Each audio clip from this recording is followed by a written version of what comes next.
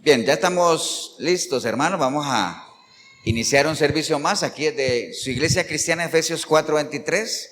Les saludamos desde Cartago, Costa Rica. Hoy es domingo 21 de abril de este 2024. Así es que agradecidos con Dios por la oportunidad que nos da como iglesia de poder reunirnos y poder llegar a través de este video a tantos lugares que sabemos que llegamos, ¿no? A través de nuestro canal de YouTube. Así es que a todas las personas que nos acompañan también a través de nuestras redes sociales, darles un caluroso saludo. Y a la iglesia local que hoy está aquí acompañándonos, ¿no? Amén, hermanos. Bueno, vamos a ir todos a la palabra, hermanos. Busquen sus Biblias, el Evangelio de Juan, capítulo 8. Juan, capítulo 8. Mientras ustedes lo buscan, también ahí en el video animarlos, ¿no? O sea, tenga una Biblia cerca. Siempre acuerde que este es el manual de vida, ¿no? Entonces, queremos entender qué somos, ahí está la respuesta. ¿Qué espera Dios de nosotros? Ahí está la respuesta. ¿Qué podemos esperar nosotros de Dios? Ahí está la respuesta. ¿Cómo ser buenos padres? Ahí está la respuesta. Lo que usted quiera. Lo que pasa es que la mayoría de la gente, ¿qué pasa? No lo cree. Pero ahí está la respuesta, ¿no? Amén, hermanos. ¿Qué dice el capítulo 8 de Juan? Vamos a leer ahí, vamos a leer esos 11 versículos y ahorita más adelante le entramos a esa historia. Dice la palabra del Señor en Juan capítulo 8, que de hecho, no sé si la Biblia suya empieza con el versículo, ahí está el título de la mujer adúltera y empieza con el versículo 53 del capítulo 7, ¿cierto? Pero bueno, entonces empecemos ahí. Dice, cada uno se fue a su casa. Ahorita más adelante vemos quiénes eran ellos, ¿no? Dice, y Jesús se fue al monte de los olivos y por la mañana volvió al templo y todo el pueblo vino a él. Y sentado él les enseñaba. Entonces los escribas y los fariseos le trajeron a una mujer sorprendida en adulterio y poniéndola en medio le dijeron, Maestro, esta mujer ha sido sorprendida en el acto mismo del adulterio y en la ley nos mandó Moisés apedrear a tales mujeres. ¿Tú pues qué dices? Mas esto decían tentándole para poder acusarle, pero Jesús inclinado hacia el suelo escribía en tierra con el dedo. Y como insistieron en preguntarle, se enderezó y les dijo, el que de vosotros esté sin pecado, sea el primero en arrojar la piedra contra ella. E inclinándose de nuevo hacia el suelo, siguió escribiendo en tierra. Pero ellos, al oír esto, acusados por su conciencia, salían uno a uno, comenzando desde los más viejos hasta los postreros. Y quedó solo Jesús y la mujer que estaba en medio. Enderezándose Jesús y no viendo a nadie sino a la mujer, le dijo, mujer, ¿dónde están los que te acusaban? ¿Ninguno te condenó? Ella dijo, ninguno, Señor. Entonces Jesús le dijo, ni yo te condeno, vete y no peques más. Padre, te damos gracias en este día, Señor. Gracias por tu palabra, Señor, que sabemos que nos la has dejado, no solamente para que por medio de ella te conozcamos, Señor, sino que por medio de ella seamos animados, redarguidos, exhortados y seamos preparados para toda buena obra, Señor. ¿Cuáles son esas buenas obras? Las que tú has dispuesto desde el inicio de los tiempos para que nosotros andemos en ellas, Señor. Pero solamente podremos hacerlo en la medida que las conozcamos y es por medio de tu palabra que podemos hacerlo. Así que te damos gracias, Señor, por tu palabra. Nos disponemos con todo nuestro ser, Señor, espíritu, alma y cuerpo, a meditar en torno a ella, Señor, y a recibir ese consejo que tú tienes para nosotros en el día de hoy, Señor, y que podamos ser buenos oidores, pero mejor hacedores de tu palabra, Señor. Te damos gracias en el nombre precioso de Cristo Jesús. Amén y amén. Pueden tomar asiento, hermanos.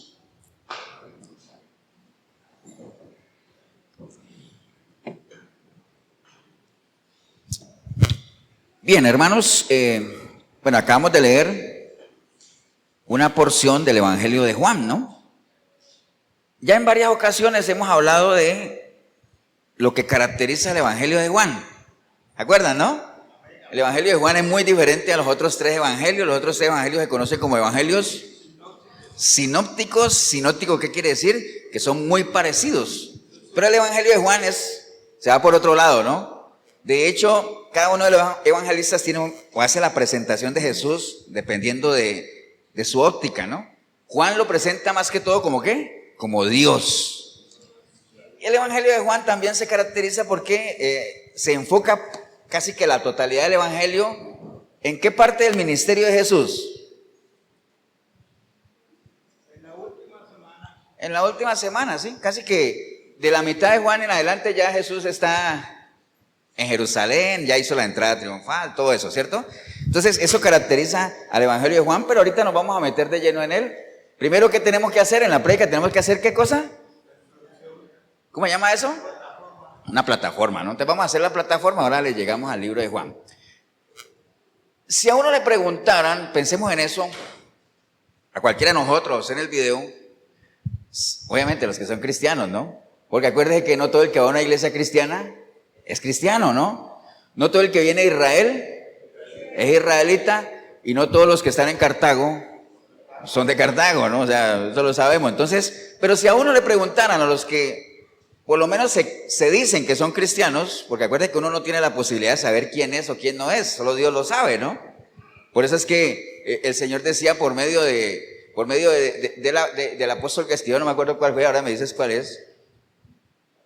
El que piense que esté bien, mire que no caiga, ¿cierto? El que piense, uno no podría decir, vea, todos los que están bien, mire que no caigan, no, el que piense, porque eso es una conclusión a la que tiene que llegar cada uno, ¿cierto que sí? Entonces, pero si a uno le preguntaran, oiga, ¿hasta cuándo usted va a ser cristiano? ¿Cuál sería la respuesta? ¿Qué respuesta escucharía uno? Por ejemplo, yo le preguntara a ustedes, hermano, ¿ustedes hasta cuándo van a ser cristianos? Hasta siempre, dice Sandra. ¿Qué más? Hasta que Dios lo permita, dice Jorgito. Bueno, si fuera así, todo el mundo sería cristiano. ¿Qué más? Ah, la fe, hasta que la fe lo permita. Te salvaste, ¿no? La arreglaste. ¿Qué más? Hasta que uno decida. Bueno, hay muchas respuestas, ¿cierto? Uno podría escuchar, pastor, hasta que me encuentre con él. ¡Wow! ¡Qué buena respuesta! O hasta siempre, como diría Sandra, ¿cierto? Ahora, las respuestas son lógicas, ¿cierto? O sea, me diría, yo voy a ser cristiano, pastor, hasta que tenga mi encuentro personal con el Señor. Eso sería lo ideal, ¿cierto que sí? Pero la realidad es otra, ¿no? La realidad es, o cuánta gente no cree que dio esa respuesta y hoy por hoy están fuera. Mucha gente, ¿no? Mucha gente, ¿hasta dónde le llega su cristianismo? Hasta que pase algo en la iglesia, pastor, que me desanime, entonces yo decida irme. Como les he contado muchas veces, hay gente que se ha ido de la iglesia, de esta iglesia, y uno dice, ojalá, Dios quiera, anhelo en mi corazón que se estén congregando en otra iglesia y que estén caminando conforme a la voluntad de Dios. Pero sabemos que en muchos casos no son así. Hay gente que aprovecha cualquier cosita dentro de la iglesia, se sale de la iglesia y se sale de Dios. Es triste, ¿no? Entonces, ¿hasta cuándo fueron cristianos? Hasta que se les presentó el primer problema, hasta que enfrentaron la primera adversidad. Porque la gente cree, por lo que les venden, de que el cristianismo es una alfombra roja y un caminar en pétalos de rosa. Y que usted viene a Cristo y se acaban sus problemas. O como dice por ahí una iglesia, pare de sufrir. No, hombre, si hay algo que le interesaba al Señor y a sus discípulos es que la gente entendiera que entrar en los caminos del Señor implicaba ¿qué cosa? Sacrificios, aflicciones, adversidades, una cantidad de cosas, ¿no? Que ahorita lo vamos a profundizar. Entonces, básicamente por eso es que el Señor siempre nos alienta y usted ve que a lo largo de la palabra siempre dice, examina tu fe, examínate, pésate, ubícate. ¿Dónde estás? Le preguntó a Adán, ¿no? ¿Estás en Dios o no estás en Dios? ¿Dónde estás, no? Básicamente eso siempre hay que estar nosotros constantemente. Ustedes lo han visto que lo insistimos aquí, ¿no? Pésese, cada mensaje que usted escuche de la palabra le tiene que servir ¿para qué? Para pesarse, para meditar. ¿Usted es o no es? No vaya a llegar con esas frases filosóficas, ¿no? Esas frases filosóficas. Ser o no ser. No, en el cristianismo no vale eso. Usted tiene que saber si es o no es. Solo sé que nada sé. Decía por allá un filósofo también, ¿no?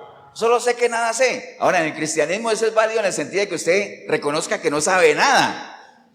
Pero el problema es que hay mucha gente que reconoce que no sabe nada, pero no hace nada tampoco. Ahora, cuando uno reconoce que no sabe nada, a uno se le aplicaría aquel versículo de Mateo 5, donde el Señor decía, bienaventurados, ¿quiénes? Los pobres de espíritu. Porque, ¿qué pasa? porque ellos eran hijos de Dios, lo que decía él. Entonces cuando uno, porque ¿qué le sirve a uno ser pobre en cualquier ámbito si uno no lo reconoce? No le sirve de nada, ¿no? ¿De qué me serviría a mí ser pobre, un pobre arrancado sin nada, si yo en mi mente creo que soy rico? ¿Para qué? O como ahora está tan de moda eso, sí, yo soy pobre, no tengo de caer muerto, pero yo me percibo como millonario. ¿De qué me sirve a mí eso? De nada, ¿cierto que no? Entonces, por eso el Señor nos alienta en eso, ¿no? Básicamente, en nuestro caminar cristiano, acuérdense que la vida de nosotros es la suma de nuestras decisiones, ¿cierto que sí? Cada decisión que tomamos enruta nuestra vida, nos lleva por aquí, nos lleva por allá, ¿no?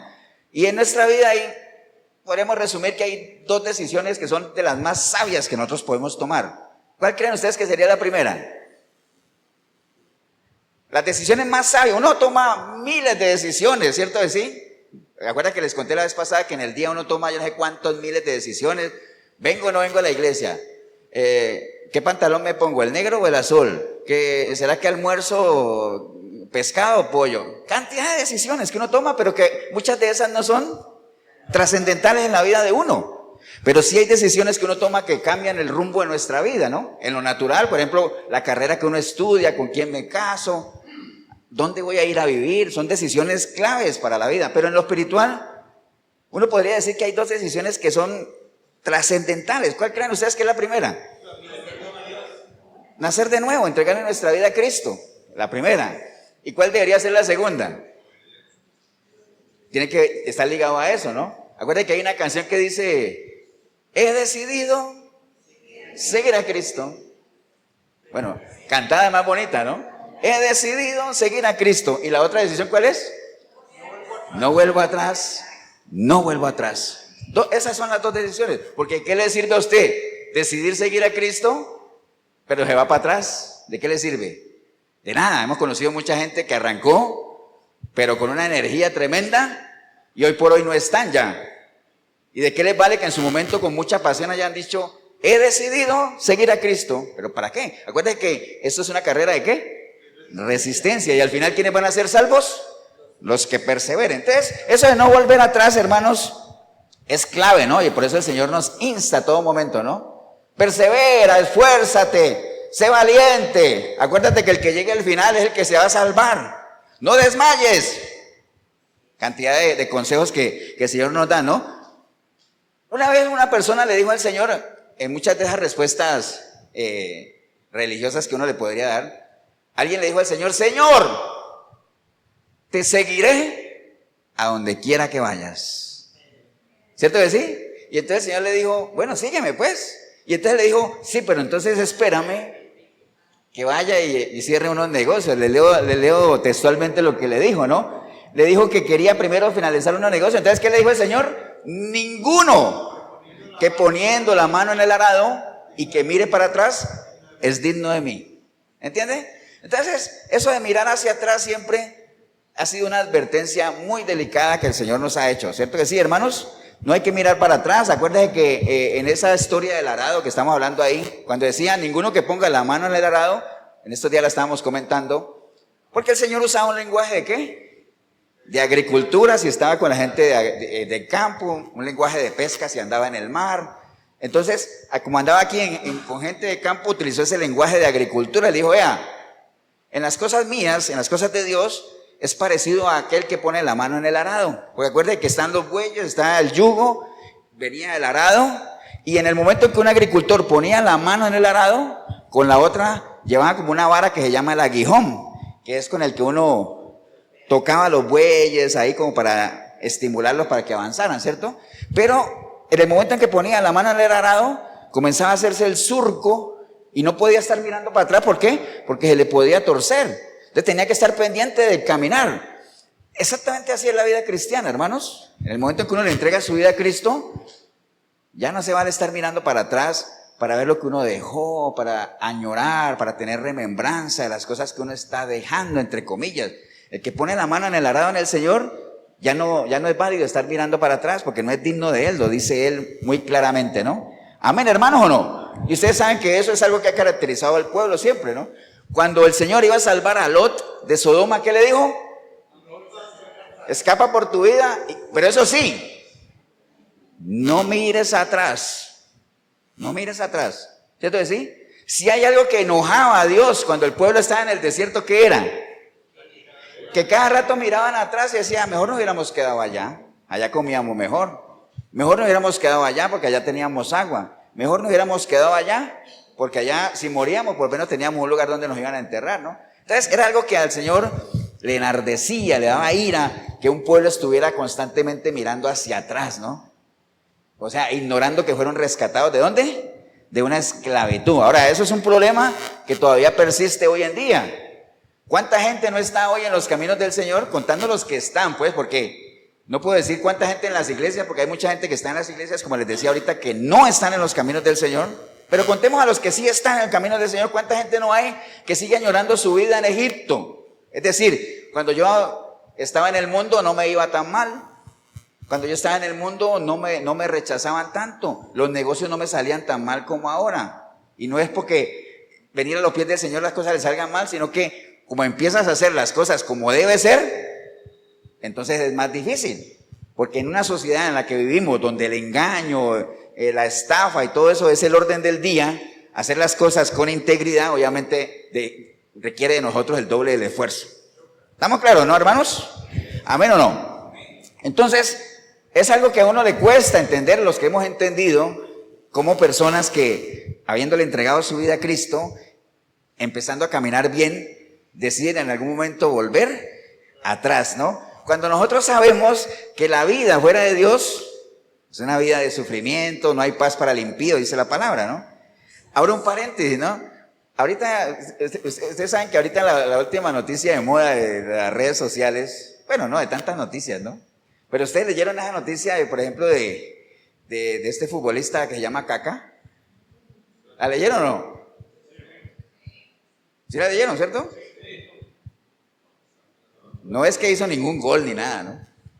Sino que esa noticia es vieja, pero digámoslo que ahorita todo el mundo la ha agarrado porque él es un jugador cristiano. O sea, si hay jugadores de fútbol, ahora es exjugador que se ha caracterizado por ser íntegro, por lo menos no lo ha visto nunca uno en un escándalo, muy responsable y todo. Tenía a su esposa y se separaron, ¿no? Y ahorita salió a la luz declaraciones de ella de por qué se habían separado. Dijo, es que él nunca me fue infiel, buen padre, responsable, me trataba bien, pero me aburrí, era demasiado bueno para mí. ¡Wow! Entonces eso ha sido como Entonces, ahora uno dice, qué raro, ¿no? Ahora, tomemos esa enseñanza nada más de ahí. Hay gente que se cansa de vivir bien. ¿Cierto que sí? Hay gente que se cansa de vivir bien. Usted y yo conocemos personas que han salido de ese hoyo cenagoso, de ese estado deplorable en el que estaban. Dios los ha sacado de ahí. Obviamente ha mediado una decisión de ellos. Se han restaurado, han caminado bien y después han vuelto otra vez a ese lodo. Uno dice, qué raro, ¿ah? ¿Por qué? Esa es digamos, la naturaleza del ser humano. O sea, no hay nada ahí fuera de lo normal. Sí es raro, es extraño, pero esa es la naturaleza, ¿no? Amén, hermanos, ¿o no? Y a pesar de que la palabra es muy clara, obviamente, de los riesgos que uno corre cuando uno decide volver atrás, ¿no? Estamos haciendo una plataforma de volver atrás porque ahorita vamos a entrarle a lo que leímos ahorita en el libro de Juan.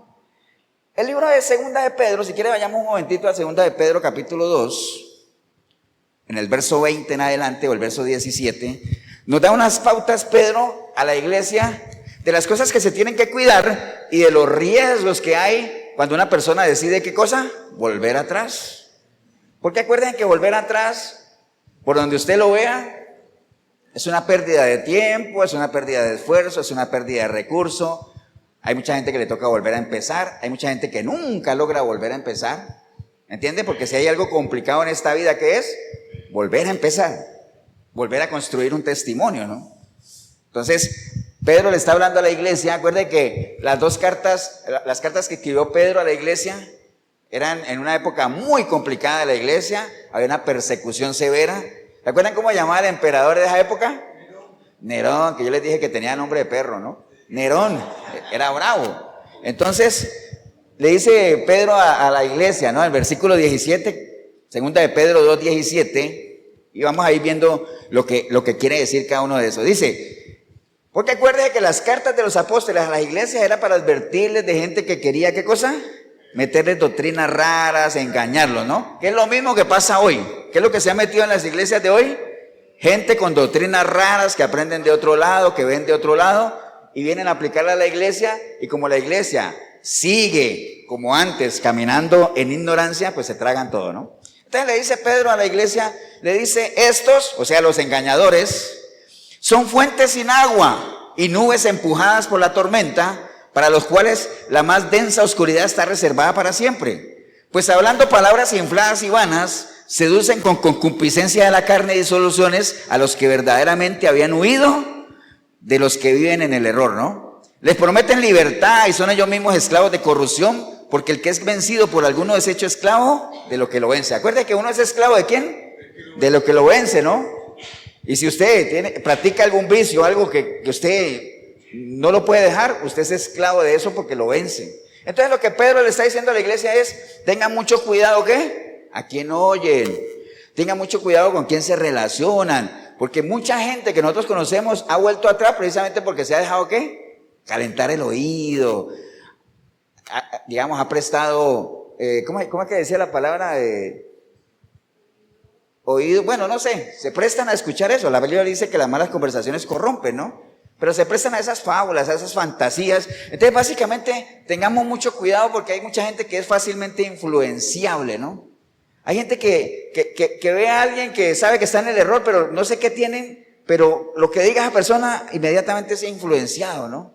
Recuerda la capacidad que tenía Satanás para influenciar, y agarró a Eva solita y la envolvió, y ya sabemos la historia, ¿no? Entonces hay que tener mucho cuidado. Pedro lo que le está diciendo a la iglesia es, tengan mucho cuidado de esos engañadores. ¿Por qué? Les prometen paz, pero nada que ver con eso. Al final ustedes ya lograron salirse de ahí y los seducen a ustedes ¿con qué? Con concupiscencia de la carne y todo ese asunto. Entonces son fuentes sin agua, huyan de ahí. No presten atención a eso. Recuerde, primer paso para uno tirar para atrás, casi siempre se da ahí cuando uno ¿qué? Se presta a cosas que uno está escuchando. Acuerde que eso es una batalla ¿de qué? De la fe, ¿no? Una batalla de los conceptos, ¿no? Lo que yo ya aprendí de la palabra y lo que este sistema anticristiano me quiere vender, ¿no? Entonces, hoy en día todo lo que está aquí en la palabra, a lo que Dios dijo no, hoy en día dicen sí. Y hoy en día aquí, lo que ya Dios dijo sí, hoy dicen no. Esa es la batalla espiritual, esa es la guerra de la fe, la que nosotros vamos a tener que pelear. ¿Hasta cuándo? Hasta siempre, ¿cierto? Hasta que permanezcamos aquí. Vamos a estar en esa lucha. Amén, hermanos. Versículo 20, la primera parte dice, ciertamente, si habiéndose ellos escapado de las contaminaciones del mundo por el conocimiento del Señor y Salvador Jesucristo, entonces, ¿quién es el único que lo saca a uno de esa esclavitud y todo eso? ¿Cuál es la única manera de salirse de ahí? Por medio del conocimiento que dice ahí y del Señor Jesucristo. O sea, no hay otra forma. Entonces, sepamos eso, hermanos. Muchas veces por nuestras propias fuerzas no lo podemos hacer. Es el Señor Jesucristo el que nos permite ser rescatados de esa esclavitud. Amén, hermano, ¿o no? Y la segunda parte de ese versículo dice, aquellos que ya se escaparon por el conocimiento de nuestro Señor Jesucristo, enredándose otra vez en ellas y son vencidos, dice que su postrer estado, ¿qué pasa? Viene a ser peor que el primero. Entonces no crea, hermano, que uno puede jugar con las cosas de Dios sin que pase nada. Dice la palabra ahí que si usted es de esas personas que avanza, retrocede, que avanza y retrocede, que vuelve y avanza y vuelve y retrocede, cada vez que usted retrocede, su estado va a ser peor que el anterior. Cada vez su deterioro va a ir, ¿qué? Siendo más y más deplorable, ¿no? Su estado postrero va a ser peor que el primero. Y por allá otro versículo dice, ¿mejor qué cosa? Mejor le hubiera sido no haber conocido. Mejor le hubiera sido quedarse allá en medio de su pecado y de su muerte, que habiendo venido a conocer la justicia y el evangelio del Señor, decida usted otra vez volver acá, porque ya ni para pecador va a servir. Amén, hermanos.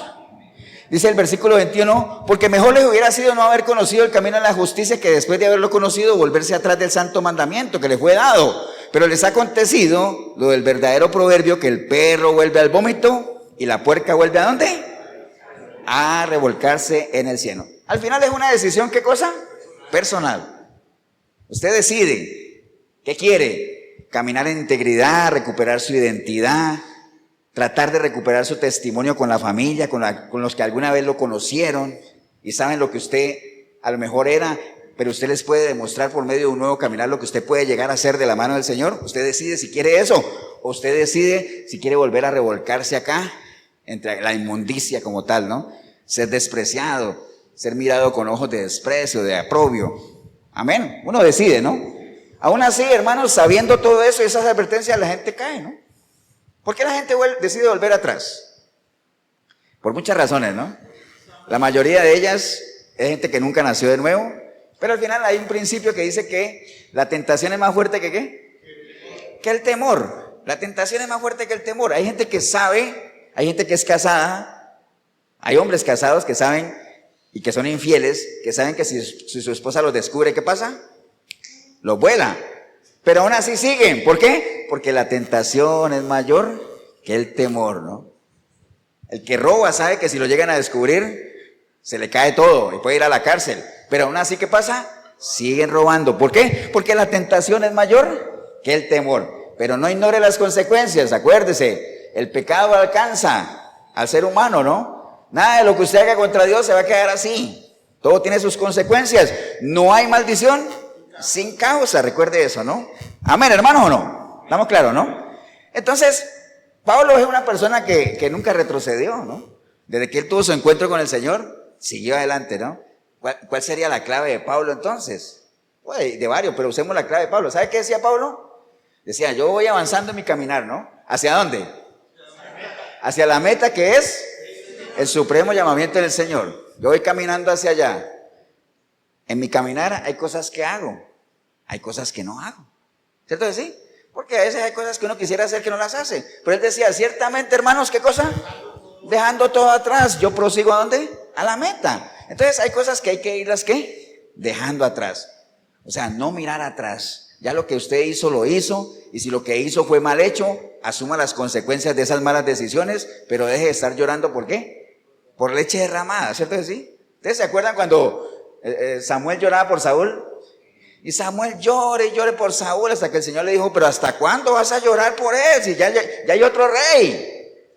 Deja ya de eso, ¿ah? ¿Cuánta gente no llora y sigue llorando por aquello que pudo haber sido y no fue? Por aquello que tuve y perdí. Ojo, que perdí, no que el diablo me quitó, porque la gente dice, es que el diablo me quitó mi negocio, el diablo me quitó mi familia, el diablo no le quita a uno nada, uno es el que decide ¿qué? Botar las cosas. Amén, hermano, ¿o no? Entonces, eso decía Pablo en una señal absoluta de humildad. Decía, hay cosas que yo no he hecho, o sea, yo siendo el que soy, reconozco que hay cosas que no he hecho, ¿me entiende? Entonces no me confío, yo más bien, ya lo que no hice, yo voy hacia lo que está adelante. Porque si hay algo que lo perjudica a uno en esto de volver hacia atrás, es el exceso de ¿qué? De confianza, ¿no?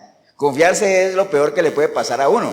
Y yo les he compartido varias veces que si hay un pasaje que a mí me pone a meditar y a pensar, es ese que dice que llega gente delante del Señor, ¿no? Y dice, Señor, aquí estoy. Y vieras que yo todos los domingos predicaba en Cartago. Martes hacíamos discipulados, íbamos a las reuniones de mujeres, nos reuníamos los hombres, daba consejería, dice una cantidad de cosas, Señor. Y que el Señor le diga a uno, pero conmigo no fue, porque no te conozco, apártate de mí. Qué triste eso, ¿ah? Triste, tristísimo. Entonces, por eso, hermanos, no hay que confiarse de que uno está haciendo las cosas bien, no caiga en exceso de confianza. Asegúrese, pésese, examine su fe, ¿no? Amén, ¿no, hermanos?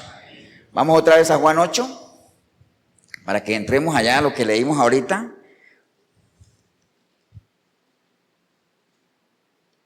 Y así esta plataforma nada más, para que dejemos claro, hermanos, que la expectativa que Dios tiene de cada uno de nosotros es que nosotros no volvamos atrás, porque dice la palabra en Hebreos que somos de los que no retroceden, porque eso no agrada a Dios. Amén. La vida del cristiano tiene que ser como ¿qué? Como la aurora, que a medida que avanza va siendo más clara hasta que llega a la perfección, ¿cierto que sí? Así tiene que ser nuestra vida, tenemos que ir trascendiendo cada vez más clara. ¿Cómo le conoce uno a eso de que a medida que uno avanza en su caminar con Cristo, va teniendo más claridad de las cosas que están reveladas aquí en la palabra? ¿Cómo se conoce eso? ¿Revelación qué? Progresiva. Acuérdense que algo progresivo que es, que a medida que avanza, aumenta, no va. Por ejemplo, cuando uno le hacen unos lentes progresivos, ¿se acuerdan? Y dice, vea, esos lentes son progresivos. ¿Por qué? Porque a medida que usted baja la mirada, ¿qué pasa? Aumenta la letra, ¿cierto? ¿Sí? Progresivo. ¿Acuerdan que la otra vez uno tenía bifocales? Era una cosa aquí grandota que uno bajaba la mirada y grande y pequeño, grande, pequeño. No, ahora es a medida que va bajando, ¿no? Progresivo el asunto. Así es la revelación que recibimos de parte de ¿quién? Del Señor. Bien, entonces, esto que leímos ahorita, que es una historia muy conocida de la mujer adúltera, nos relata un encuentro muy particular que tuvo el Señor. ¿Cierto que sí? En su caminar aquí, cuando el Señor vino, Él tuvo encuentros con muchas personas. ¿Cierto que sí? Y lo que motivaba ese encuentro con el Señor también eran diferentes causas. Por ejemplo, hay algunas ocasiones en que el encuentro que el Señor tuvo con algunas personas fue porque esas personas lo buscaron a Él. ¿Qué personas ustedes se acuerdan que esa misma haya ido a buscar al Señor? ¿Cuál, por ejemplo? O sea, por ejemplo, yo puedo encontrar contigo, Jorito, ¿cierto? Puede ser que tú me busques a mí, puede ser que yo te busque a ti, ¿cierto? ¿Sí? Hay personas que buscaron al Señor. ¿Cuál se acuerdan ustedes? ¿Alguno que se acuerden? Por ejemplo, Nicodemo buscó al Señor, ¿cierto? Sí, lo buscó de noche. Está bien, lo buscó. ¿Quién más? La mujer del flujo de sangre. Ella se acuerda que dice la palabra que ella había ensayado tantas cosas hasta que dijo, no, yo voy a ir a buscar al Señor, porque ahí está la solución. ¿Cierto? ¿Sí? ¿Quién más? ¿Se acuerdan de Jairo, no? Jairo, que era un principal de la sinagoga que tenía una hija enferma, él fue a ¿qué? A buscar al Señor. Hay una persona que fue a buscar al Señor y no lo podía ver. Y entonces dijo, no lo puedo ver, pero yo lo quiero ver. ¿Cómo se llama? Saqueo, ¿se acuerdan? Saqueo fue a buscar al Señor. ¿Cierto que sí? ¿Qué más? Bueno, la mujer del flujo de sangre, el joven rico, fue a buscar al Señor. Maestro bueno, maestro bueno. Y al final obviamente se fue por otro lado, pero él lo fue a buscar, ¿cierto que sí? El ciego Bartimeo. ¿Se acuerdan que cuando le dijeron, por ahí está pasando Jesús? ¡Jesús! Hijo de David. ¿Se acuerdan? Él lo buscó. Entonces, hay personas que buscaron al Señor. Hay otras personas que el Señor las buscó a ellas. ¿Cuál, por ejemplo? ¿Ah? La mujer samaritana, el Señor fue y la buscó. ¿A quién más? No, a Pedro ahorita vamos a meterlo en otro grupo.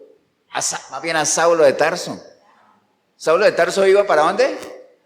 Para Damasco, y el Señor le salió ¿a qué? Al encuentro, ¿cierto que sí? Entonces, si ustedes ven, hay varios. María y Marta, el Señor cada rato iba a la casa de ellas a visitarlas, pero él iba, ¿cierto que sí? El paralítico de Betesda, ¿ustedes se acuerdan? Era un paralítico que estaba ahí y que le dijeron, Señor, ese señor lleva 38 años ahí, ¿quién habrá pecado? Él dice, no, entonces lo trajo y él le contó toda la historia, entonces le dijo, ¿quieres ser sano? ¿Entiendes? Pero el Señor se acercó ahí. ¿Por qué el paralítico no buscó al Señor? Porque era paralítico, pues. Uy, no, qué discernimiento tan bravo. Está bien, pero hay otros encuentros, hermanos, hay otros encuentros donde a las personas, otros las llevaron ante el Señor. Que esto que leímos ahorita es uno de esos casos, porque esta mujer adúltera, no es que ella fue a buscar al Señor, no es que el Señor fue a buscarla a ella, se la llevaron ahí, casi que arrastrada, ¿cierto que sí? Ese es un caso que es el que vamos a ver ahorita, pero hay otro caso muy típico de una persona a la que se lo llevaron a los pies del Señor. ¿Quién? Sí, el paralítico que lo subieron por el techo, ¿se acuerdan? Otras personas lo llevaron ahí. Entonces, si ven, hay muchas cosas, pero al final el Señor tuvo muchos encuentros, ¿no? Eso es lo que quería que lo tuviéramos aquí. Entonces, independiente de la forma en la que uno llegue a encontrarse con el Señor, ya sea que yo lo busque, que Él me busque o que me lleven, al final, el resultado de ese encuentro no puede quedar desapercibido, ¿no? Todas esas personas que tuvieron su encuentro con el Señor, fue algo que les impactó, porque si hay algo que debe marcar la vida de uno es cuando uno tuvo su encuentro con el Señor. Amén. La vida no puede ser igual. Por ejemplo, ahorita que cantamos, ¿no? He decidido seguir a Cristo, sí, ya tuve mi encuentro con Él y he decidido seguirlo. ¿Y cuál es el impacto de eso? No vuelvo atrás. Ahora, ¿por qué hay gente que vuelve atrás? Por lo que ya vimos, ¿no? ¿Estamos claros, hermanos, o no? Entonces, De ahí radica la importancia, hermanos, de que nosotros nos preparemos ¿para qué? Para ese encuentro. Uno se prepara para todo. Por ejemplo, ustedes fueron ayer al estadio. Ustedes se prepararon, ¿sí? No se pusieron la camiseta de Saprissa. No, se pusieron la de la liga. ¿Por qué? Porque ellos se prepararon. Llevan sus banderas ahí. Bueno, no se llaman banderas. Pero la gente se prepara para todo. Ustedes para venir hoy aquí se prepararon. Alguna gente se prepara 5 minutos antes de venirse para acá. Otros se preparan desde ayer. Nadie dijo amén, pero bueno, esperemos que sí. Entonces uno se prepara para todo. ¿Y cómo se prepara uno? Uno alista la ropita que se va a poner. Si es ¿De qué depende la ropa que uno se ponga para ir a encontrarse con alguien? De la importancia que uno le dé a ese alguien. ¿Cierto que sí? Créame que si a mí me dicen que yo tengo una cita con el presidente de la República, no me he visto igual que si me dijeran que tengo un encuentro con, no sé, con algún amigo de barrio, ¿no? No es lo mismo, ¿me entiendes? Entonces, la importancia que uno le dé a la persona con la que se va a encontrar o al evento al que va a asistir, uno lo mide con la forma en la que uno se prepara. Y estamos hablando de un encuentro trascendental en nuestra vida. Oye, Israel, ¿qué pasa? Prepárate para tu encuentro con el Señor. Es algo que uno tiene que prepararse, amén. Y hay un particular interés del Señor de que nosotros nos preparemos para ese encuentro. De hecho, en el Antiguo Testamento, ¿qué le decía él a Josué? Josué, yo voy a tener mi encuentro con el pueblo y demás, yo voy a hacer maravillas con ellos. ¿Pero qué quería el Señor? Dile a ellos que ¿qué? Que se santifiquen, es decir, que se preparen, es decir, que se separen para mí, que se consagren a mí. Pero diles que se santifiquen, que se preparen, porque si no, no voy a poder hacerlo. Amén. ¿Estamos claros, hermanos? En el Nuevo Testamento pasó algo igual, ¿no? Algo parecido, ¿no? El Señor decidió venir aquí, ¿en forma de quién? De Jesucristo, ¿cierto? Y entonces seguía existiendo el mismo interés de que la gente, ¿qué cosa? Se preparara. ¿Y a quién usó? A Juan el Bautista. ¿Se acuerdan que Juan decía, yo soy qué? La voz que clama del desierto, que he venido a qué? A preparar el camino de aquel que ha de venir, del cual yo no soy digno de qué? Ni de amarrar las sandalias. Todo eso que ustedes ya conocen, ¿no? Y lo anunció, lo preparó, viene uno después de mí que va a bautizar en el Espíritu Santo, yo bautizo en aguas, prepárense, en arrepienten. Bueno, al final el Señor vino y la gente, ¿qué pasa? No estaba preparada, ¿no? No estaba preparada. Y no estaba preparada al punto de ¿qué? De que el Señor vino y lo mataron. Bueno, no lo recibieron. Acuérdense que dijo, a los suyos vino y los suyos, ¿qué pasa? No lo recibieron. Entonces, por más interés que tenga Dios de que nosotros nos preparemos para ese encuentro, y nos da las pautas, las advertencias, ¿qué pasa con la humanidad? No se prepara. Hoy en día la gente sigue sin prepararse. Por más que le diga a uno, vea, la venida del Señor está cada vez más cerca. Ahora cualquiera podría decir, pero es que eso me lo vienen diciendo hace 30 años. No, ¿cuál 30, 40, 50 años? De que la venida del Señor está cada vez más cerca. O sea, yo no les voy a decir que va a venir dentro de 8 días ni nada de eso, pero cada vez que pasa un día más, ¿qué pasa? Está más cerca. A eso se refiere, ¿no?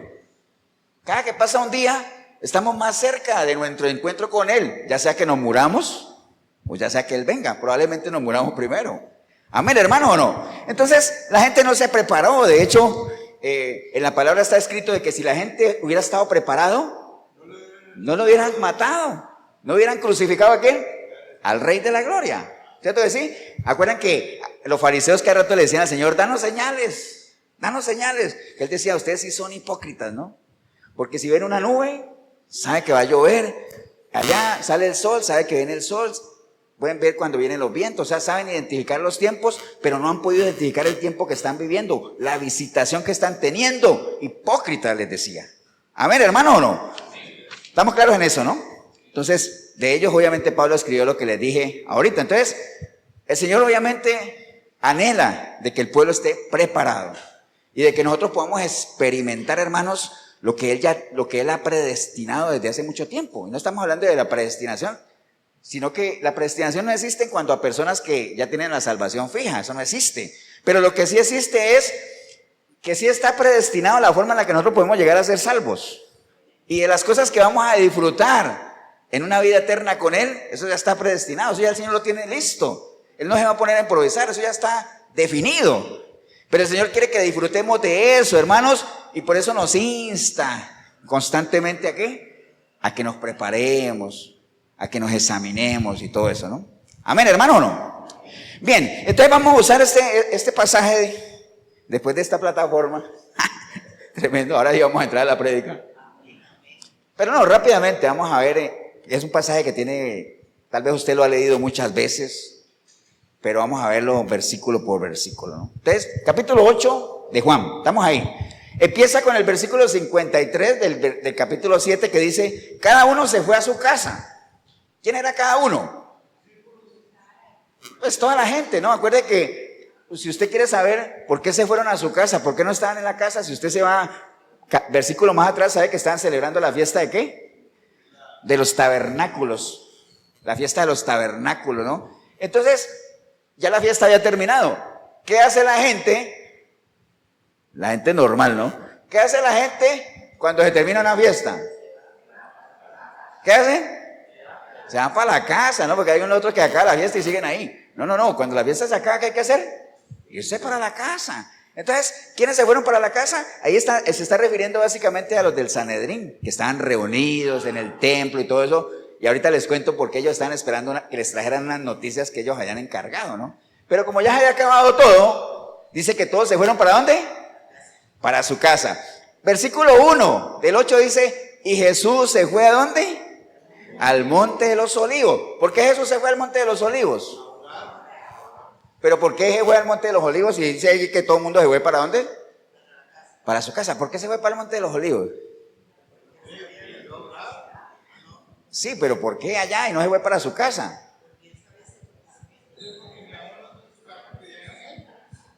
Porque no tenía casa. ¿Recuerdan lo que dijo el Señor? El Hijo del Hombre, ¿qué pasa? No tiene ni dónde recostar su cabeza. Entonces, él no tenía casa. Dice la palabra que él se iba siempre ¿para dónde?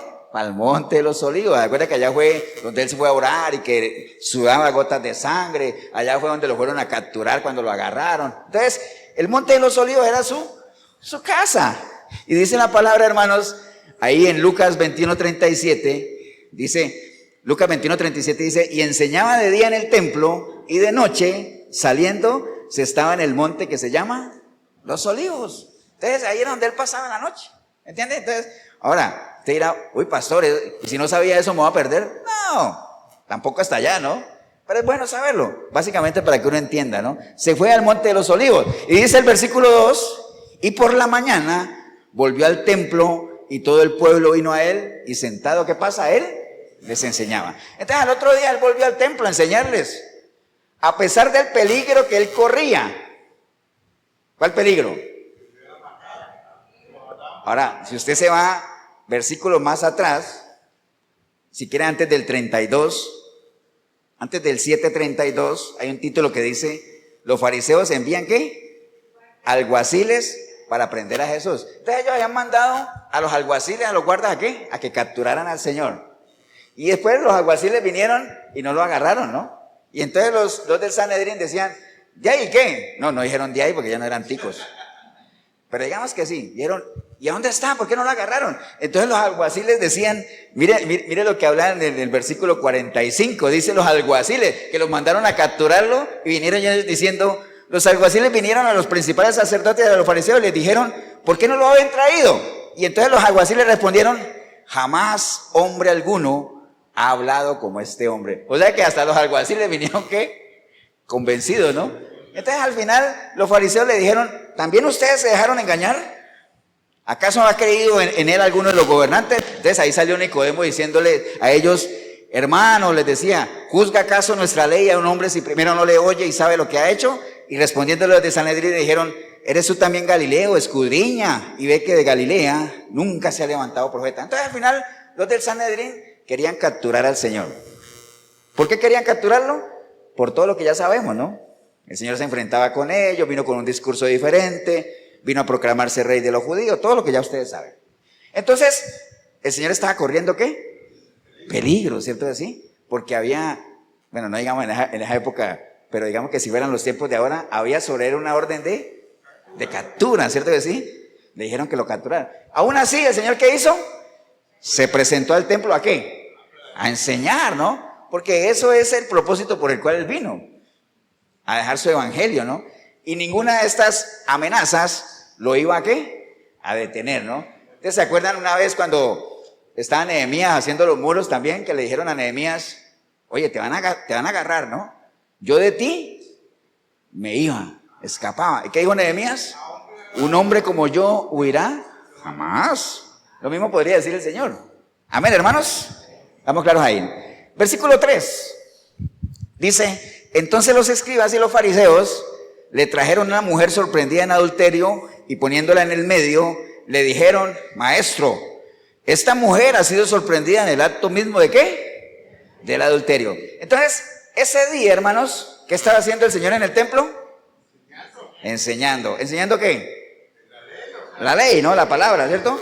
Pero ese día la enseñanza fue interrumpida ¿por quiénes? Por los fariseos que le trajeron una mujer ahí casi que arrastrando, ¿cierto? Entonces, es bien curioso, hermanos, que los escribas y fariseos eran grupos que se caracterizaban por ser muy defensores ¿de qué? De la ley. ¿Y proclamar qué cosa? La ley. Y entonces, ¿por qué no les importó ese día, si el Señor estaba enseñando la ley, interrumpirlo ahí para llevarle ese show, porque fue un espectáculo, llevarle a una mujer ahí semidesnuda? ¿Por qué no les importó interrumpir y todo eso? ¿Por qué? ¿Cómo estaban ellos? ¿Contentos? ¿Alegres? Los fariseos y los escribas, ¿cómo estaban? Enojados, estaban airados, ¿cierto? Decir, porque el día anterior querían capturarlo y no pudieron. Entonces, como estaban airados, dice la palabra, hermanos, que en la ira del hombre, ¿qué pasa? ¿Qué pasa cuando hay ira del hombre? No obra la justicia de Dios. Entonces, ellos estaban, ¿qué? Airados. Entonces, como estaban airados, cada vez que nosotros tengamos ira, hermanos, créalo que ahí no obra la justicia de Dios. Por eso es que la palabra dice, airaos, pero no pequéis. ¿Por qué? Porque en un estado de ira, entienda usted que ahí no obra la justicia de Dios. Entonces cuídese en un estado de ira. Se vale airarse, hermanos, pero cuídese de no pecar. Amén, hermano, ¿o no? Entonces, básicamente, a ellos no les importó nada, ¿no? Porque si hay algo que ya habían demostrado los escribas y los fariseos, es que las personas para ellos no representaban ningún valor. Eran personas carentes ¿de qué? De misericordia, sobre todo las personas pecadoras. Ustedes se acuerdan del fariseo y el publicano, ¿no? Señor, aquí estoy porque yo sí ayuno, yo oro, yo hago de todo. En cambio ese pecador no sirve para nada. ¿Entienden? Ellos despreciaban mucho ¿a quién? Al pecador. ¿Se acuerdan cuando la mujer pecadora llegó ante el Señor? ¿Qué dijo Simón? Si este fuera un profeta, sabría quién es esa mujer y no se dejaría tocar. Porque si hay algo que ellos rechazaban era que los tocara ¿quién? Un pecador. Y Dios guarde entrar ¿dónde? A la casa de un pecador. Entonces ellos tenían cierto desprecio por la gente. No tenían misericordia. ¿Ustedes se acuerdan cuando el Señor sanó al paralítico de Betesda? ¿Qué dijeron los fariseos? Ese no era paralítico. Ese es un farsante. ¿Se acuerdan? O cuando sanaban día de reposo, ¿qué? Ellos estaban más preocupados ¿por qué? Por el día de reposo que por la sanación, ¿me entienden? O sea, no mostraban ni el más mínimo rasgo de alegría, decir, wow, milagro, gloria a Dios. No, lo sanó en reposo, ¿eh? ¿Me entienden? Eso eran los fariseos. Entonces, ¿qué les iba a importar a una mujer? Usarla como un objeto, porque realmente fue usarla como un objeto. Ahorita lo vamos a desarrollar. Y llevarla ahí ante la presencia del Señor para interrumpirlo como tal, ¿no? Amén, hermano, ¿o no? Entonces, básicamente, ¿qué había detrás de todo esto de llevarle a él? Porque si ustedes ven ahí, él va y le dice él, le dijeron, maestro, esta mujer ha sido sorprendida en el acto mismo del adulterio. Y en la ley nos manda Moisés a apedrear a estas mujeres. ¿Tú qué puedes decirnos? Amén. El Señor hubiera podido, ahí en donde está, decir, ¿qué dice la ley? No, que hay que apedrearla. ¿De para qué me preguntan? ¿A usted no les ha pasado? Bueno, a mí sí. Pastor, es que Dios me dijo esto, esto y esto. ¿Usted qué piensa? Y hombre, pues si te lo dijo Dios, ¿qué quieres que te diga yo? Amén.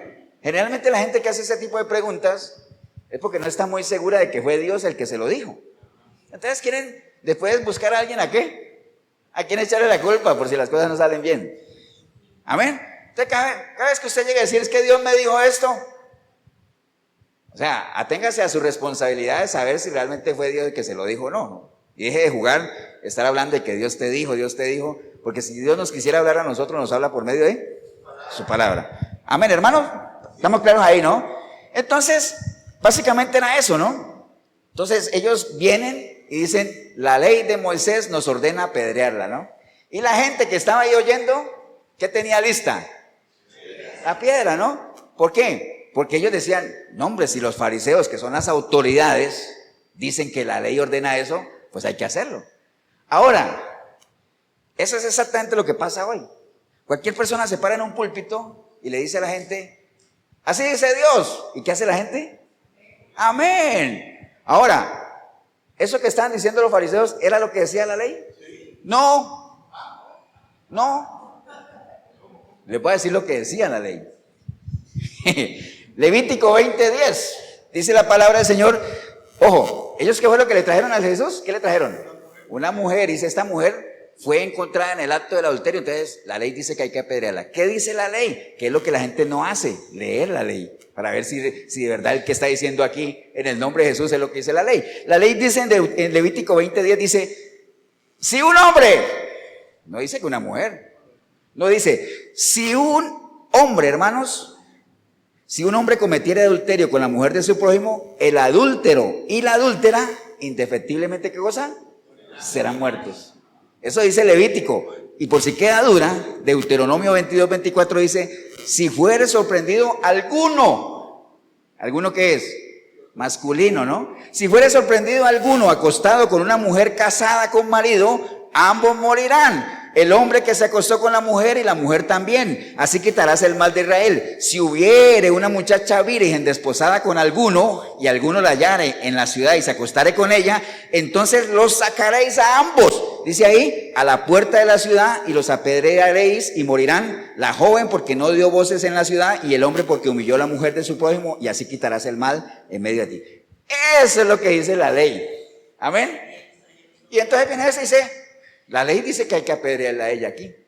Entonces, obviamente, y la gente se comió, porque la gente como no leían, no leen, ni leerán.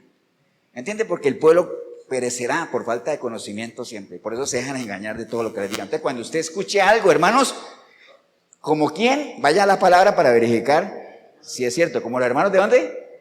De Berea, ¿no? Amén, hermano, ¿o no? Entonces, estamos ahí, ¿no? Entonces, al Señor obviamente le traen a esa mujer, obviamente, porque a ellos, ¿qué les importaba a ella? Lo que menos les importaba a ellos era la mujer, ponerla ahí, porque mire lo que dice ahí, la mujer es sacada, ¿dónde? Eran sacados los dos fuera de la ciudad. Nadie dijo que los trajeran allá a la plaza pública, una mujer ahí medio vestida como tal, ¿no? ¿Estamos claros, hermanos? Entonces, lo que pasa es que esa era una trampa que ellos habían preparado, ¿no? ¿Qué caracterizaba el discurso de Jesús? ¿Era un discurso de qué? Llamaba mucho al amor, a la misericordia, ¿no? Y Jesús era conocido por la gente como el amigo de ¿quién? ¿Es amigo de quién? De pecadores, de publicanos. Y entonces le decían, pero ¿tú por qué eres amigo de ellos? Y él dijo, porque es que yo vine fue por ellos, ¿no? Yo he venido aquí, ¿qué?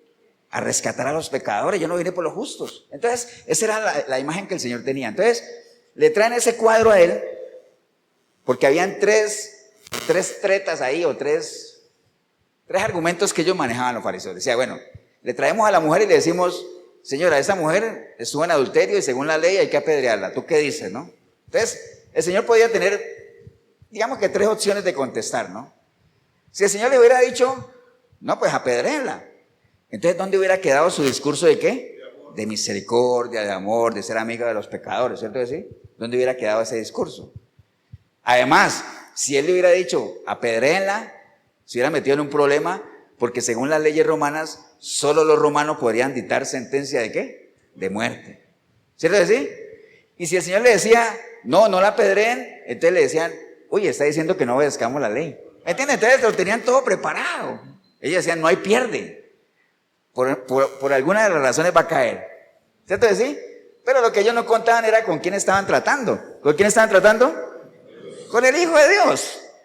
Entonces dice la palabra ahí que Jesús, ¿qué estaba haciendo? Estaba escribiendo en el suelo ahí. Que esa es otra cosa, ¿no? Usted se pone a investigar. ¿Qué estaba escribiendo el Señor en el suelo? ¿Qué estaba escribiendo? La Biblia no lo dice.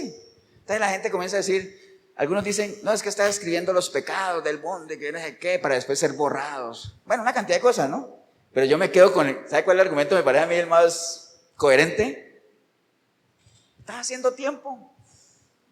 ¿Usted no le ha tocado cuando uno está en una predica? No, en una predica no. Cuando uno está, por ejemplo, en una clase ahí como aburrida y que uno comienza a hacer garabatos ahí, que uno ni sabe lo que está haciendo, como matando el tiempo. Entonces el Señor lo que estaba ahí era dándoles a ellos ahí chance porque tiene una mujer ahí semidesnuda, no se va a poner el Señor ahí. No, ahí. Estaba dibujando en la arena, ¿cierto? Básicamente el Señor en ese momento se rehusó a servir de juez en algo para lo cual ya existía un tribunal. Esa mujer debió haber sido llevada a un tribunal que ya estaba establecido, sino que ya sabemos cuáles eran las intenciones de esta gente, ¿no? Amén, hermano, ¿o no? Entonces, tomó la iniciativa, obviamente, el Señor, y dice el versículo 6, dice, mas ellos tentándole para poder acusarle, pero Jesús inclinado hacia el suelo escribía con tierra en la arena, ¿cierto? Ellos obviamente lo estaban tentando. ¿Qué es tentar a Dios? ¿Qué es tentar a Dios? Ponerlo a prueba. Por eso la gente que dice, Señor, si tú existes, haz que se haga esto. Demuéstrame tu poder y entonces voy a creer en ti. Eso es tentar a Dios, ponerlo a prueba, ¿no? ¿No tentarás al Señor, tu Dios? Entonces dice el versículo 7, porque el Señor, obviamente ellos aquí le trajeron eso y el Señor ahí en la arena, ¿no? Entonces dicen, y como insistieran en preguntarle, porque al no contestar él nada, ellos dijeron, bueno, entonces ¿qué? Di algo. Y como insistieron en algo, entonces él se enderezó y les dijo, el que de vosotros esté sin pecado, ¿qué pasa? Que sea el primero en arrojar la piedra contra ella. Entonces ahí lo que el Señor hizo de una manera magistral, obviamente conociendo al Señor con la sabiduría que tiene, al principio los focos de todo estaban encima de ¿quién? Pues de él no tanto, pero digamos toda la gente con la piedra estaba enfocado en ¿quién? En la mujer, ¿cierto que sí? Entonces el Señor lo que hace de una manera magistral es decir, bueno, ahora ya la atención no está sobre la mujer, sino la atención está sobre ¿quién? Sobre cada uno. Bueno, el que esté libre de pecado, ¿qué pasa? Que tire la primera piedra. Entonces ya la gente decir, wow, entonces comenzaron ¿qué? A examinarse cada uno, porque los judíos estaban acostumbrados a emitir juicio contra los demás, pero no contra ellos mismos, porque ellos siempre se han jactado de que ellos son ¿qué? El pueblo de Dios, el pueblo elegido, entonces descendientes de Abraham, entonces ellos están ya salvos, ellos no tienen que hacer nada porque ellos cumplen sus obras y todo eso. Entonces siempre emitiendo juicio, ¿no? Entonces el Señor lo que hace es básicamente mostrarles a ellos qué es lo que debe caracterizar a un juicio justo, ¿cierto que sí? Un juicio justo. Entonces, primero, para que un juicio sea justo, hermanos, es bien importante la culpabilidad del acusado, o sea, que el acusado sea culpable, pero también la inocencia ¿de quién? De los acusadores. Ustedes no ven, por ejemplo, cuando hay un juicio, que el juez sea una persona ahí, líder de una banda narco, bueno, a veces pasa, ¿no? Líder de una banda narco o algo así, o un malandro reconocido, ¿cierto que no? ¿Quién le va a creer a la justicia de ese juicio? Nadie. En buena teoría el juez debe ser una persona ¿qué? Íntegra, ¿no? Y si se establece un jurado, esos jurados son ¿qué? Escogidos, ¿no? Personas que tengan buena reputación. Entonces en un juicio es importante ¿qué? Que el acusado sea culpable, pero también que los que acusan sean inocentes. Entonces lo primero que les está diciendo, bueno, está bien, vamos a proceder, pero eso sí, el que esté libre de pecado, que proceda, ¿no? Entonces lo primero que les hace es eso, ¿no? Básicamente, de que si ellos estaban realmente con la conciencia tranquila como para poder emitir ese juicio contra aquella mujer. Primero, básicamente es eso, la inocencia de los acusadores. Segundo, para que un juicio sea justo, se debe juzgar sin hacer ¿qué cosa? Acepción de personas. En este juicio no era justo, ¿por qué? Porque ya leímos la ley. En la ley deberían estar ahí ¿quiénes? Los dos, porque transgredieron, ¿cierto? Y si dice que la encontraron en el acto, es porque estaba con el hombre. Entonces en algún lugar del trayecto hacia allá, ¿qué pasó con el hombre? Dijeron, hermano, piérdase porque a usted no nos interesa. Aquí no, ¿me entiende? Acepción de personas. Entonces un juicio justo no puede hacer acepción de personas. Usted no puede pretender juzgar de una manera justa si usted está inclinando la balanza llevado por ciertas cosas, ¿no? Por sexo, por religión, por nacionalidad, por conveniencia, ¿no? Entonces eso se lo hizo saber él a ellos, ¿no? Básicamente. La ley de Moisés, obviamente, que tanto citaban, decía que tanto hombres como mujeres tenían que ser juzgados, ¿no? Y muertos en ese caso. ¿Qué más les hizo ver a ellos? El juicio divino es ¿para quién? Para todos. tanto judíos como no judíos. Dice la palabra en primera de Pedro, hermano, dice, porque es tiempo de que el juicio empiece, ¿dónde? Por la casa de Dios. O sea, el juicio va a empezar por la casa de Dios. Entonces, por los judíos también. Entonces, sépanlo, le decía él, primero, ¿qué tan inocentes son ustedes para apedrear a esa mujer? Segundo, ¿dónde está el hombre? ¿Dónde está el hombre? No hagan acepción de personas. Tercero, ustedes también van a ser juzgados, ¿no? Entonces, pésense en ustedes para ver si son aptos, ¿no? Entonces, eso les dijo, los puso ¿a qué? A maquinar. Versículo 8 dice, les dijo eso, ¿no? El que esté libre de pecado que tire la primera piedra. ¿Y qué hizo él? Volvió a escribir otra vez ahí, ¿no? Y no me pregunten qué estaba escribiendo, porque lo que yo creo que estaba haciendo tiempo. E inclinándose de nuevo hacia el suelo, siguió escribiendo en tierra, ¿no? Pero ellos, al oír esto, acusados por su conciencia, mire el tema de la conciencia, ¿no? La conciencia es esa capacidad que nosotros tenemos ¿en qué? En poder razonar si algo está bien o está mal, independiente si tenemos o no la ley o palabra, ¿no? Acuérdense que el que conozca la ley va a ser juzgado ¿por qué? Por la ley. El que no conozca la ley va a ser juzgado por su conciencia.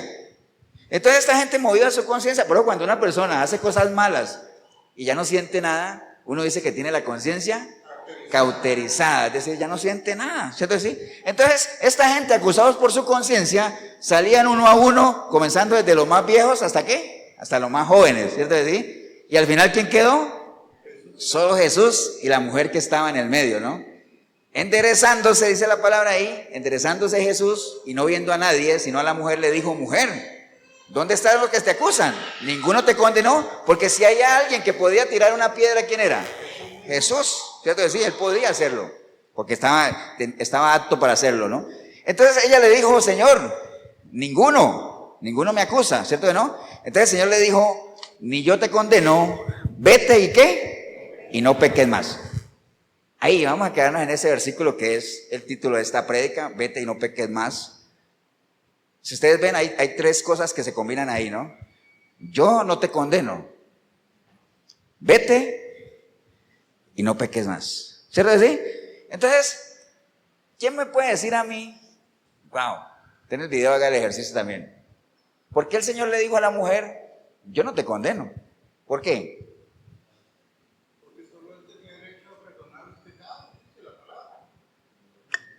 Les voy a dar pistas. Pablito se adelantó. Pues de lo que dice Juan 3:17, dice que el hijo de Dios no ha venido a ¿qué? A condenar, ¿no? Él no ha venido a condenar, sino a que el mundo ¿qué? Sea salvo por él. Acuérdense que el Señor vino con muchos propósitos, ¿no? Mostrarnos al Padre, rescatar lo que se había perdido, a darnos vida eterna, ¿no? Pero él no vino a condenar. Mientras estuvo aquí, él no vino a condenar. ¿Cuándo va a condenar él? Cuando ya estemos en el juicio y todo lo que ya ustedes conocen del Apocalipsis, ¿no? Entonces, básicamente, partamos de ahí, ¿no? Entonces, el Señor vino con un ¿qué? Propósito. Acuérdense lo que hemos hablado, ¿no? La intencionalidad de Dios se mueve en dos pilares. ¿Cuál es el primero? Que nadie se pierda. Es decir, que nadie se pierda lo mismo que nadie sea ¿qué? Condenado, ¿cierto? Cuando Él dice, yo no te condeno, es equivalente a decir, te perdono, ¿no? Porque en un juicio, hermanos, si a uno no lo condenan, ¿qué pasa? Lo perdonan o lo declaran inocente, ¿cierto? Entonces cuando el Señor dice, yo no te condeno, es lo mismo que decir, te perdono, ¿cierto? Entonces, la intencionalidad de Dios se mueve en dos pilares. Primero, que nadie se pierda, es decir, que la gente proceda al arrepentimiento y que sea ¿qué? Perdonada. ¿Y el otro pilar cuál es? Que la gente lo conozca. Ahí vamos para allá. Pero pensemos en ese primero, ¿no? Básicamente la intencionalidad de Dios, no condenar a nadie porque Él no vino a eso. Estamos claros en eso, ¿no? El Señor no vino a condenar a nadie. Entonces, cualquiera podría decir, pastor, pero me queda la duda de que Dios es un Dios justo. ¿Cierto decir? Amén. Y es misericordioso. Ahí en el momento en que el Señor perdonó o no condenó a la adúltera, yo entiendo que fue un acto de ¿qué? De misericordia, ¿cierto? Pero ¿dónde queda la justicia de Dios? Porque la mujer reconoció que había pecado. Ella no en ningún momento dijo, chisme no, calumnias, no, ella no dijo nada. Y además la facha en la que iba, pues tampoco le ayudaba, ¿no? El Señor tampoco le dijo, no, yo sé que esos son chismes, no, nada. O sea, estaba claro que había un pecado ahí. Entonces, se aplica la misericordia de Dios, pero ¿dónde queda la justicia? ¿Qué pasó con el pecado de la mujer? O sea, ¿alguien pagó por ese pecado? ¿Quién? Exacto. Entonces, cualquiera podría decir, ay, pero entonces se le pasó por alto el pecado a la mujer. No, no se le pasó por alto. Simplemente que ese pecado fue asumido por alguien, que fue el mismo Jesús, y el precio que pagó, ¿qué cosa? Fue un precio muy alto, muy alto. Entonces, no hay contradicción. Acuérdate que Dios no se contradice. Dios no puede ser misericordioso y dejar de ser justo y dejar de... No, Él es uno y lo otro. ¿Por qué? Porque Él es íntegro. Acuérdate que la integridad que tiene que ver no se descompone, no hay variabilidad. Amén, hermanos. O sea, entonces, cuando alguien diga, ah, sí, es que le pasaron por alto. No, no se lo pasaron por alto. Simplemente el Señor cargó sobre sí, ¿qué cosa? Esa culpa y todas las demás. Todas las demás. Amén, hermano, ¿o no? Entonces, ¿la intención de Dios cuál es? La intencionalidad de Jesús, perdonar. ¿Estamos claros, no? Porque Él no vino a condenar. La intencionalidad de Jesús es perdonar. Y esa intención de Dios de perdonarnos se hace con un propósito. Ya me salté ese de allí. ¿Cuál? No, pero acuérdate que a la mujer le dijo, yo no te condeno, ¿no? Vete y no peques más. Entonces, la intencionalidad de Dios, ¿qué es? Perdonar. Con un propósito, ¿cuál? No peques más. Que no peques más. ¿De qué le sirve a usted que Dios lo perdone, que Jesús lo perdone, que Jesús haya muerto en la cruz, que haya venido a pagar un precio alto? ¿De qué le sirve a usted que Él haga eso si usted sigue pecando? Si usted sigue en lo suyo, si usted no se sale de ahí. Amén. ¿Estamos claros, hermanos, o no? Y ahí, en esa parte del propósito, básicamente, cuando le dicen a uno no peques más, es equivalente a que camine uno ¿en qué? En santidad, ¿cierto de sí? No peques más. El propósito de Dios, del sacrificio que hizo, ¿cuál es? Que nosotros llevemos una vida ¿en qué? En santidad. Que nosotros seamos ¿qué? Restaurados. Amén, hermano, ¿o no? La restauración, acuérdense de lo que hemos hablado mucho aquí de la restauración, que es un proceso en el cual uno entra después de que uno le ha entregado su vida al Señor y Él lo ha perdonado. Uno decide estar en ese proceso para hacer ¿qué cosa? Restaurado, y por medio de esa restauración poder caminar en santidad y entonces no pecar más. Amén. La restauración tiene mucha recompensa, lo que le dijo el Señor a Jeremías, ¿se acuerdan? Si tú te convirtieres, entonces yo te voy a restaurar. Y se acuerdan de las recompensas que tenía. Él le dijo, delante de mí estarás. Wow, que con eso sería suficiente, ¿no?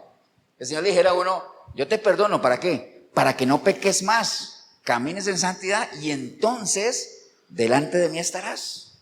Usted no puede estar delante del Señor en pecado. Amén, hermanos. ¿Qué más le dijo él a Jeremías? Y entonces vas a poder sacar ¿qué? Lo precioso de ti. Wow, no lo vil, sino lo precioso. ¿Te imaginas esa mujer como vivía? El Señor decide no condenarla, perdonarle, le dice, no peques más. O sea, lo que se esperaba o lo que se espera de esa mujer, ¿qué es? Que comience a vivir una vida diferente. Cuando uno tiene un encuentro personal con el Señor, el caminar de uno es un caminar diferente. Hace 8 días se me olvidó comentarles que cuando Jacob peleó con el ángel, ¿de acuerdo? Y el Señor lo bendijo. ¿Cómo fue el caminar de Jacob después de ese encuentro con el Señor?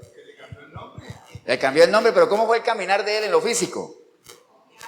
Diferente, porque acuérdense que le zafó la cadera, entonces llegó, él dice, ¿y por qué caminas así? Tuve mi encuentro con el Señor. ¿Me entiende? ¿Cómo sería el caminar de Lázaro cuando le quitaron las vendas, que el Señor le dijo, desátenlo, ¿para qué? Para que ande. El caminar de Lázaro debe ser un caminar diferente, ¿cierto? Por eso es que, vea, abro un paréntesis. Esa gente que dice que es que me morí y el Señor primero parece un tour, ¿eh? Dice, estuve 2 noches, un día en el cielo y después fui una noche y un día al infierno. Entonces el Señor me hizo un tour y ya, y lo regresé. Y ahorita vengo a dar testimonio en las iglesias. $20 la entrada, ¿no? ¿Me entiende? Suponiendo que eso fuera cierto, lo cual no es, porque dice la palabra que el que se murió. ¿Ustedes cómo creen que sería el caminar de alguien que el Señor lo haya llevado al cielo o al infierno y lo haya traído? Debería ser un caminar casi caminando uno en las nubes, ¿no?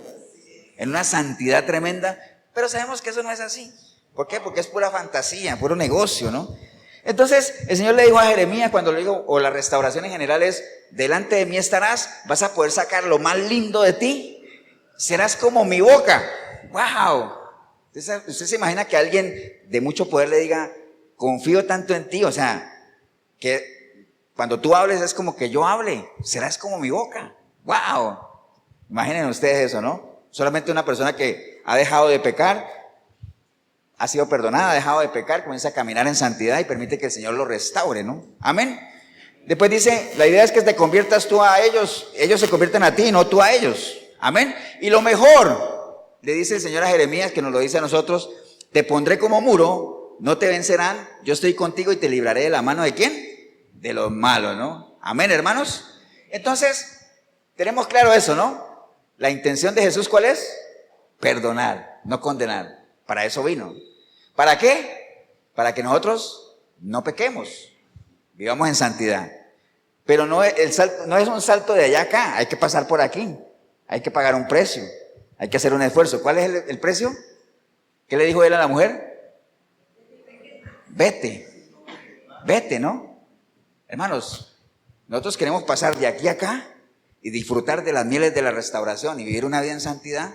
Hay que irse, hay que salirse de algunas cosas que nosotros sabemos que no nos dejan avanzar. El Señor quiso salvar a Lot. ¿Y qué le dijo a Lot? Vete, huye por tu vida, ¿no? Escapa por tu vida, vete. Amén, hermanos, vete. Entonces hay cosas en las cuales uno tiene que huir, hay que escapar, hay que salirse de un círculo de amistades que no te sirven. ¿Para qué? El Señor te perdona, tiene misericordia de ti, pero si tú no te vas de ahí, de ese círculo de amistades, no vas a poder llegar aquí a no pecar. ¿Por qué? Porque si, en la medida que te mantengas ahí en lo que antes te atrasaba y te echaba para atrás, como hablábamos ahora, no vas a poder llegar aquí a no pecar, a vivir en santidad. Que salirse de amistades y de relaciones tóxicas que le llaman ahora, que no dejan avanzar como tal. Mire, el Señor, Pablo le decía, por ejemplo, a Timoteo, mas tú, hombre de Dios, ¿se acuerda? Huye de esas cosas. ¿Se acuerda que le dijo? Cuando Timoteo le estaba contando de la cantidad de gente que había llegado a las iglesias y que por la codicia se habían desviado y todo eso. Entonces Pablo le dijo a Timoteo, huye de esas cosas. Es decir, para que tú tengas un buen ministerio, vete de ahí, huye de esas cosas, huye de la codicia. ¿Cierto, hermanos? ¿Amén o no? ¿Qué más le dijo también? Allá en 1 Corintios 6:18 le dijo Pablo a la iglesia, huyan de la fornicación. Cualquier otro pecado que el hombre cometa está fuera del cuerpo, mas el que fornica contra su propio cuerpo peca. Huyan de ahí. Hay que huir. Vete de ahí. ¿Qué hizo José cuando vio que la cosa se puso como muy pesada con la esposa de Potifar? ¿Qué hizo? Se fue. Vete de ahí. Huyó. ¿Cierto que sí? Entonces hay cosas, hermanos, en las cuales uno se tiene que ir. Hay que salir de ahí. ¿Amén o no, hermanos? 1 Corintios 10:14 dice, por tanto, amados míos, huid de la idolatría. Es decir, váyanse de ahí, de ese ambiente de idolatría. Acuérdense que la idolatría, cuando uno le hablan de idolatría y uno inmediatamente dice, ay, como yo no soy católico, entonces no estoy ahí. Pero acuérdense que a veces se ve más idolatría en la iglesia evangélica que en la iglesia católica. Lo que pasa es que aquí lo que idolatran es personas. O uno mismo puede idolatrar a su familia, a su trabajo, tantas cosas. Todo lo que usted ponga que se interponga en su relación con Dios es idolatría. Dios tiene que estar ¿dónde? En primer lugar, ¿no? Por eso, acuérdate que eso lo vimos en el discipulado, que decía que, oye Israel, Jehová, ¿qué pasa? Uno es. Por tanto, no pongas delante de él ningún Dios. Entonces, hacíamos la analogía en el discipulado del sistema binario, ¿no? De los unos y los ceros, ¿no? Cuando usted pone ceros delante del uno, ¿esos ceros qué pasa? Yo puedo poner 10 ceros antes de un 1. ¿Cuánto vale eso? 1. ¿Cierto que sí? Los ceros no valen.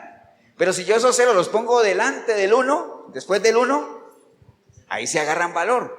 ¿Cierto que sí? Entonces, no ponga nada delante de Dios, delante de Él no ponga nada, que Él sea lo primerito. Y todo lo que usted ponga después de Él va a cobrar valor para su vida. ¿Me entiende? Pero no ponga nada delante de Él. Amén, hermanos, ¿o no? Entonces, también le decía ya en 2 de Timoteo, le decía Pablo a Timoteo, huye de las pasiones, ¿qué? Juveniles. Entonces, hay tantas cosas, hermanos, de las cuales hay que huir, que es lo mismo que decir, vete de ahí, escapa por tu vida, ¿no? Entonces, es un precio que hay que pagar. Hay cosas que a la gente le cuesta dejar.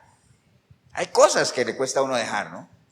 Pero hay que hacerlo, hermanos, si es que queremos pasar de aquí, de la intención de Dios, que es perdonarte, a un propósito que es que vivamos, ¿qué? Una vida en santidad. Hay un precio que hay que pagar de irse, dejar cosas, ¿no? El Señor quería bendecir a Abraham, ¿y qué le dijo?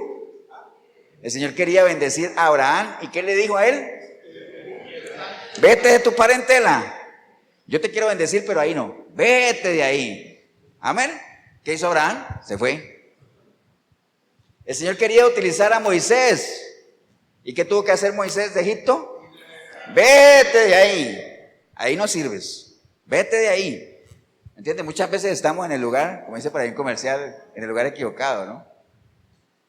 Hay una persona que un momento después de haber hecho una demostración del poder de Dios tremendo, se asustó, escapó y llegó a estar en el lugar equivocado. ¿Sí más o menos creen saber cuál es? Elías, ¿cierto? ¿Te acuerdas? Que fue y se metió ¿a dónde?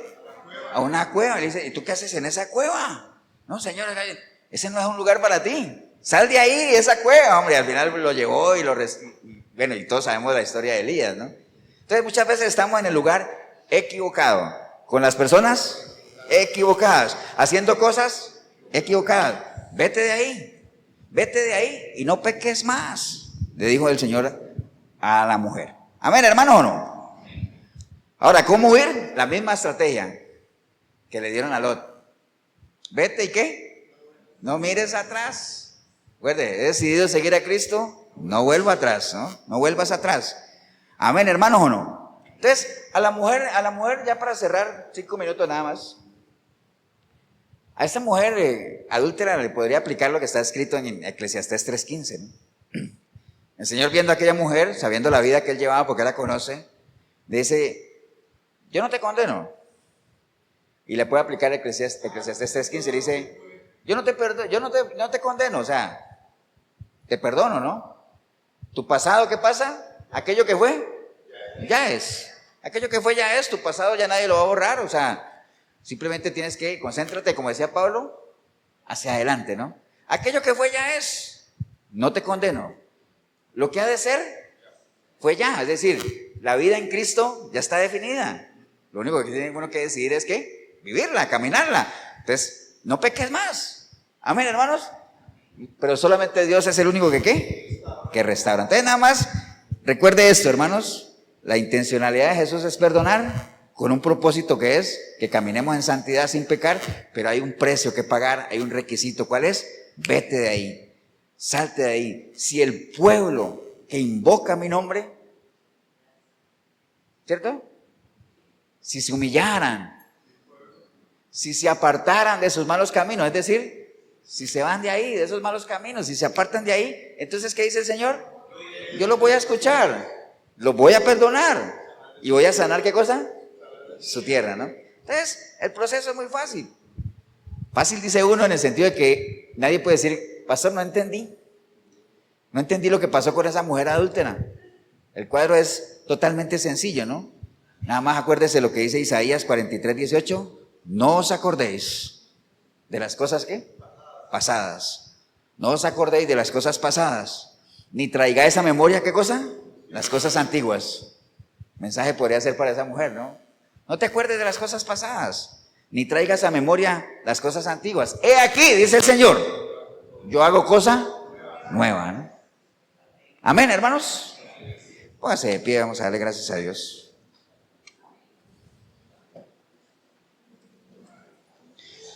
Bueno, nada más me faltó decirles esto, ¿no? Para cerrar, que eso de no peques más también está en otro versículo. Juan 5:14, cuando el Señor sanó al paralítico de Betesda, ¿se acuerda que él fue y proclamaba y todo eso?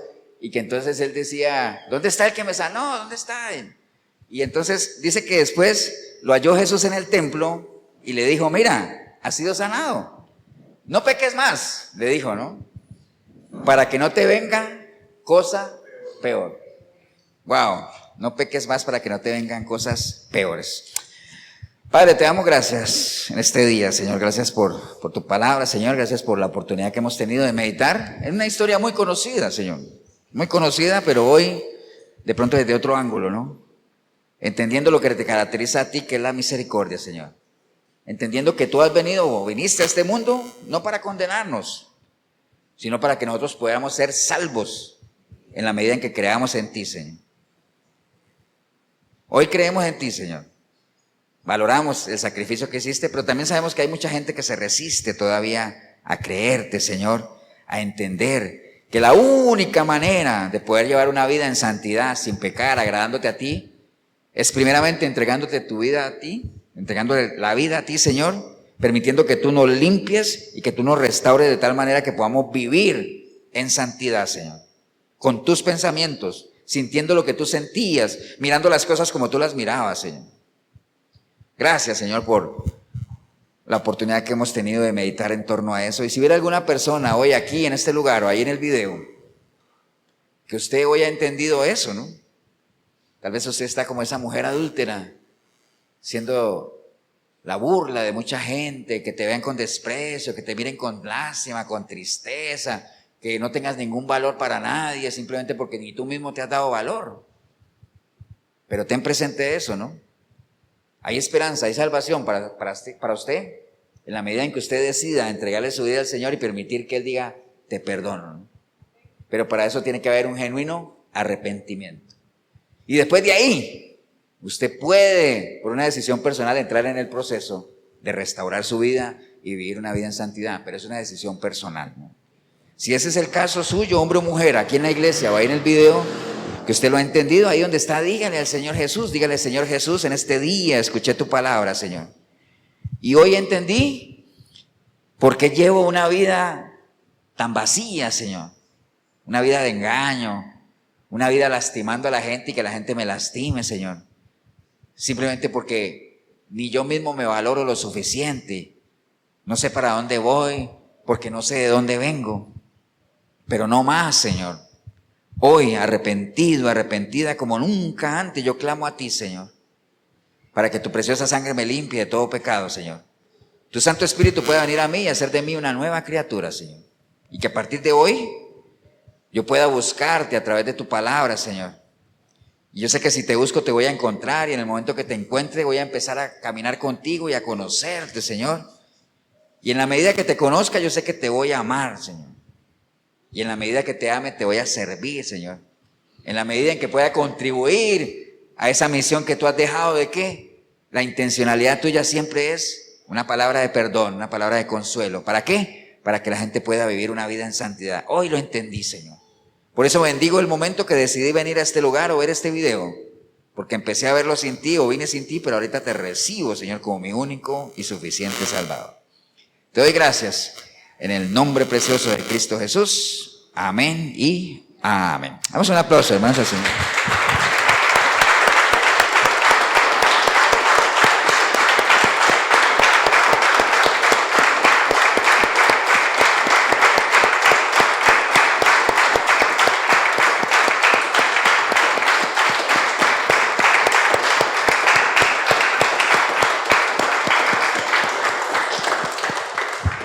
Bien, si usted hizo la oración, felicitarle, ¿no? O sea, siempre le felicitamos, pero también animarle. No se quede ahí, recuerde que este es un proceso, que nada más ya estuvo aquí, ya experimentó por medio de un genuino arrepentimiento el perdón del Señor. Es muy probable que tenga que pasar aquí, tienes que dejar cosas, comienza a desechar esa naturaleza que no te ha servido hasta ahora para nada. Como dice Efesios 4:22, despójate de esa naturaleza que está viciada, que no sirve para nada, que te ha tenido ahí estancado o estancada, que no te permite avanzar con un propósito de vida. Desecha eso, vete de ahí, sal de ahí, ¿no? Comienza a renovar el espíritu de tu mente y poco a poco en ese proceso vas a ir pasando acá a un estado espiritual en el cual tú vas a tener la mente del Señor, vas a tener los mismos sentimientos de Él. Y ahí vamos a ir en ese caminar. Ahora, no quiere decir el hecho de que si estás aquí o llegas a este nivel, ya la hice, ya me descuidé. No, acuérdate que dice la palabra que estando uno aquí, pensando que está bien, es donde más que hay que cuidarse. Cuídate de no caer. Y si le podemos ayudar en ese proceso, la iglesia de Efesios 4:23, Cartago, estamos aquí en el costado norte de las ruinas, centro comercial El Dorado. Nos reunimos todos los domingos a las 10 de la mañana. 8772-5957, mi número, Pastor Eber Molina, 8842-2408, Pastor Tibor, Mesaros, cualquiera de los dos números te podemos ayudar. Búscanos en redes sociales, canal de YouTube, Efesios 4:23, hay miles de videos ahí que puede usted mirar de diferentes temas. También hoy domingo, a partir de las 8 de la noche, en la 105.9 de la FM, está el programa Sinceridad en Radio Urbano. Usted puede conectarse por la radio normal o puede meterse a internet, urbano106.com. Ahí pone radio en vivo y ahí nos escucha de 8 a 9 de la noche. Tenemos mucha gente que nos oye aquí y fuera del país también, así que un abrazo para todos ellos. Que el Señor los bendiga, un abrazo, nos vemos en una próxima oportunidad.